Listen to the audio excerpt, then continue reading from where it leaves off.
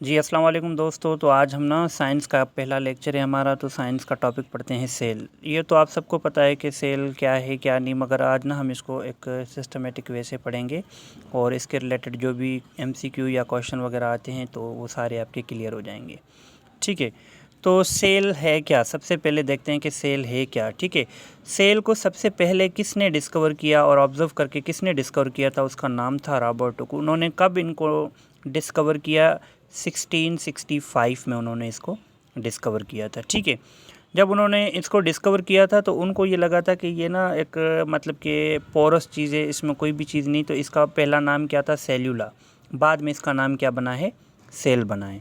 तो इसके रिगार्डिंग बहुत सी डेफिनेशंस हैं, जैसे कि सेल को क्या बोला जाता है? Cell is the basic unit of all living organisms, cell is the basic unit of life, या इस तरह से भी कह सकते हैं। ठीक है, और आपको पता है कि किसी भी चीज़ को समझने के लिए उसके बेसिक यूनिट को समझना पड़ता है। जैसे कि इतनी बड़ी यूनिवर्स है, यूनिवर्स का आपको पता है कि यूनिवर्स को समझने के लिए हमें उसके सबसे पहले बेसिक यूनिट को समझना पड़ता है। तो उसका बेसिक यूनिट यूनिवर्स का क्या है? यूनिवर्स का है गैलेक्सी। ठीक है, सेम इसी तरह इतनी बड़ी इंसानी ढांचा है, इतनी बड़ी इंसानी लाइफ है। तो इंसानी लाइफ को समझने के लिए सबसे पहले हमें उसके बेसिक यूनिट को समझना पड़ता है। उसका बेसिक यूनिट क्या है? सेल है। अच्छा, जो रॉबर्ट हुक ने सेल देखा था वो क्या था? वो डेड सेल थे बेसिकली। एक दूसरे साइंटिस्ट हैं जिन्होंने कहा कि लिविंग सेल्स, ठीक है, लिविंग सेल्स जिन्होंने सबसे पहले देखे थे और जिन्होंने बताया कि सेल्स ना लिविंग होते हैं, उनका नाम था एंटन वैन लियोहुक। ठीक है, लियो वैन हुक। ये पहले बंदे थे जिन्होंने बोला था कि जो सेल है ना वो डेड नहीं होता, ये लिविंग होता है। और सेल के मुताबिक बहुत सी सेल थ्योरीज़ हैं। तो हम ना उन साइंटिस्ट का भी उनकी साइंटिस्ट के बारे में बात करेंगे कि किन्होंने इसके बारे में ये ना थ्योरीज़ दी थी। 3 साइंटिस्ट थे, ठीक है, जिन्होंने ये इसकी सेल थ्योरी प्रपोज़ की थी। एक था शेल्डन, ठीक है, ये बॉटनिस्ट था, इसने ना सेल के रिगार्डिंग थ्योरी दी थी 1838 में। और दूसरा था शेवान, ठीक है, इन्होंने, ये जूलॉजिस्ट थे, इन्होंने भी सेल के रिगार्डिंग थ्योरी दी थी 1839 में। इनका क्या कहना था? इनकी थ्योरी क्या थी? ये कह रहे थे कि all living organisms are made up of 1 और मोर सेल्स। ठीक है, जितने भी ऑर्गेनिजम्स हैं या तो ये एक सेल के बने हुए हैं जिनको हम यूनिसेल्युलर कहते हैं, जैसे इसकी एग्जांपल है बैक्टीरिया, और या तो ये मोर सेल से बने हुए हैं जैसे मल्टी सेल्युलर, जैसे हम उसकी एग्जांपल है खुद इंसान भी। ठीक है, दूसरी इन्होंने ये डेफिनेशन दोनों ने दी थी कि the cell is the basic structural and functional unit of life. ठीक है, उसके बाद एक और मतलब कि साइंटिस्ट है जिसका नाम है रोडोल्फ विर्चू। इसने क्या कहा था? इसने कहा था कि जो न्यू सेल होते हैं ना, the new cell is derived from the pre existing cell dividing into two by cell division. उसने कहा था कि जो दूसरे सेल पैदा होते हैं वो पहले वाले सेल से ही पैदा होते हैं। सेल उसमें जैसे पहला सेल होता है उसको हम पेरेंट सेल कहते हैं, उससे दूसरे सेल जनरेट होते हैं जिनको हम डॉटर सेल कहते हैं। ठीक है, जैसे कि हमने ये एक सेल की मैंने ना ये एक डायग्राम बनाई है, ये है ओल्ड सेल। तो इसकी ना जब ये पुराना होगा तो ये जनरेट करेगा किसको? 2 सेल्स को, एक ये होगा एक ये खुद होगा क्या? ये पेरेंट सेल हो गया, ये 2 इसके क्या हो जाएंगे? ये डॉटर सेल हो जाएंगे। ठीक है, अच्छा जी, तो इसके आगे थोड़ा सा हम चलते हैं, पार्ट्स ऑफ सेल क्या हैं। ठीक है, सेल के पार्ट्स क्या हैं उनको हम थोड़ा सा डिस्कस करते हैं। सेल का सबसे बड़ा पार्ट जो है जिसको हम डिस्कस करते हैं वो है साइटोप्लाज्म। अब साइटोप्लाज्म क्या होता है, इसकी थोड़ी सी डेफिनेशन को हम देखते हैं कि साइटोप्लाज्म बेसिकली ये colourless, dark, transparent and semi fluid substance होता है जो न्यूक्लियस, ठीक है, न्यूक्लियस और सेल मेम्ब्रेन के बीच में होता है।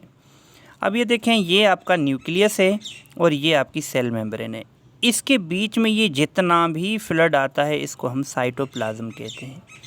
ठीक है, ठीक है, तो ये साइटोप्लाज्म का मैंने फिर से ये ना एक मतलब उसकी डायग्राम मैंने बनाई है। ये देखें, ये जितना भी मतलब ये फ्लूइड है इसको हम साइटोप्लाज्म कहते हैं। ये जितना भी, ये आपका क्या है? ये न्यूक्लियस है और ये क्या है? आपका सेल मेम्ब्रेन है। अब इसकी कंपोजिशन क्या है? इसकी मतलब इस ये साइटोप्लाज्म में इसमें मटीरियल कौन से होते हैं, कौन से केमिकल होते हैं? इसमें जो वाटर है ना वो 70 से 90% होता है। इसमें प्रोटीन्स होते हैं, शुगर्स होते हैं, लिपिड्स होते हैं, साल्ट्स होते हैं, एंजाइम्स होते हैं, ऑर्गेनेल्स होते हैं। ये ऑर्गेनेल्स क्या हैं? ये भी मतलब कि समझो कि सेल के पार्ट्स हैं। ठीक है, इनकी डेफिनेशन को थोड़ा सा देखते हैं। ये क्या हैं ऑर्गेनेल्स? ऑर्गेनेल्स ये हैं specific part of the cell which performs specific function. ये जो ना स्पेसिफिक पार्ट्स हैं किसके? सेल के, और इनका जो फंक्शन है वो भी स्पेसिफिक है। ऑर्गेनेल्स होते कौन से हैं वो मैं आपको थोड़ा सा बता देता हूँ। ऑर्गेनेल्स ये होते हैं, ये ना मतलब कि साइटोप्लाज्म के अंदर होते हैं ऑर्गेनेल्स, ठीक है। तो ये माइटोकॉन्ड्रिया हो गया, गोल्गी बॉडीज़ हो गई, एंडोप्लाज्मिक रेटिकुलम हो गया, रिबोसोम्स हो गए या लाइसोसोम्स हो गई, ये सारे हमारे ऑर्गेनेल्स हैं, ठीक है। आई होप कि आपको यहाँ तक बात समझ में आ गई होगी। और साइटोप्लाज्म जो है ना, इसको कहा जाता है स्टोर हाउस, ठीक है। सारे केमिकल रिएक्शंस यहाँ पे होते हैं। और इसके बारे में और भी ये डेफिनेशन है कि मैनी केमिकल रिएक्शंस आकर से, ठीक है, बहुत से केमिकल रिएक्शन जो है ना यहाँ पे होते हैं। अच्छा, उसके बाद हम देखते हैं न्यूक्लियस को। न्यूक्लियस क्या है, ये भी हमारा एक इम्पॉर्टेंट टॉपिक है।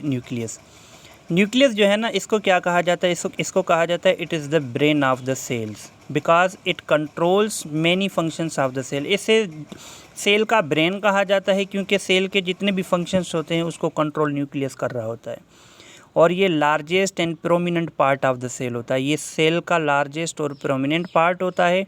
एनिमल सेल में ये सेंटर में होता है और प्लांट सेल में ये साइड में होता है। इसकी शेप क्या है, स्फेरिकल शेप होती है इसकी। इसको डिस्कवर किसने किया, इसको डिस्कवर किया था रॉबर्ट ब्राउन ने। कब, 1831 में। और पार्ट्स ऑफ न्यूक्लियस कौन से होते हैं, क्योंकि हमने पार्ट्स ऑफ साइटोप्लाज्म साइल पढ़े सेल के बाद, मतलब कि हमने इंग्रेडिएंट्स पढ़े जो साइटोप्लाज्म में आते हैं। अब पढ़ते हैं हम पार्ट्स ऑफ न्यूक्लियस। न्यूक्लियस के जो पार्ट्स होते हैं, न्यूक्लियर मेम्ब्रेन होती है, और न्यूक्लियर मेम्ब्रेन दो होती हैं, एक होती है आउटर लेयर और दूसरी होती है इनर लेयर। इसके अंदर क्या होता है, ये बेसिकली पोरस होती है, ठीक है। और इसकी जो आउटर लेयर है उसको क्या कहा जाता है, उसको कहा जाता है एक्टोकैरियोथिका। एक्टोकैरियोथिका आउटर लेयर को बोला जाता है, और जो इनर लेयर है उसको क्या बोला जाता है, एंडोकैरियोथिका, ठीक है। ये हमारी मतलब कि न्यूक्लियस की इन्फॉर्मेशन है। और इसमें दूसरा जो इसका पार्ट है वो कौन सा है, वो है न्यूक्लियोप्लाज्म, ठीक है। न्यूक्लियोप्लाज्म, या उसे हम ये भी कहते हैं कैरियोलिम्फ। कैरियो का मतलब है न्यूक्लियस और लिम्फ का मतलब है ये प्लाज्म, ठीक है। तो इसको न्यूक्लियोप्लाज्म भी कहते हैं हम। अच्छा, उसके बाद इसका थर्ड जो मतलब कि पार्ट है वो कौन सा है, वो है क्रोमेटिन फाइबर, जो आगे जाके ना क्रोमोसोम्स बन जाते हैं।